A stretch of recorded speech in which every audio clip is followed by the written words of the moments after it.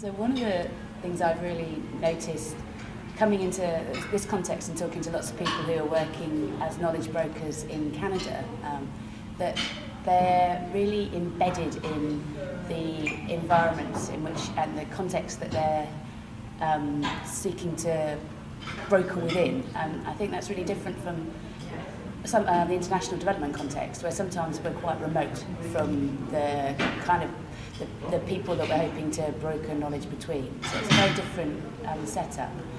And I think one example that's really interested me is from the Canadian Water Network, where they have a process of brokering at the start of a research process.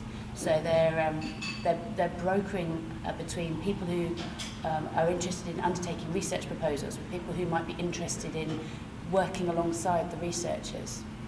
And I think that's a really inspiring example of where knowledge brokering can happen at loads of different points in the connection between research and use. So it happened right at the very beginning. So that's really a really exciting example. Another one thing I wanted to pick up is a really interesting discussion we had yesterday about power and power dynamics in knowledge brokering. And I think sometimes stuff around knowledge can be a bit motherhood and apple pie.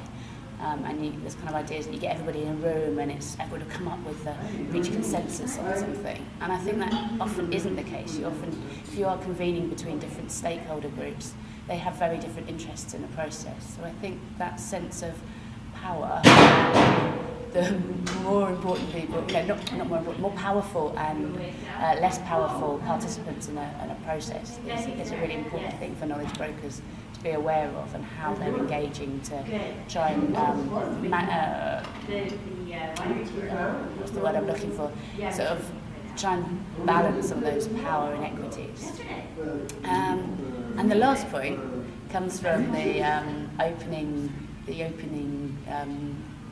plenary session, where there's John Lavis from McMaster University, who has loads of experience of knowledge brokering, and the one point he made that really struck home with me is that knowledge brokering has covers a range of different functions, of which one is informing and drawing information together, and actually that's getting a bit of a bum rap, he described it as at the moment, whereby there's lots of emphasis on the relational part of knowledge brokering, which is absolutely fundamental, but that shouldn't be at the expense of the information gathering bit, which supports that more relational side of knowledge brokering.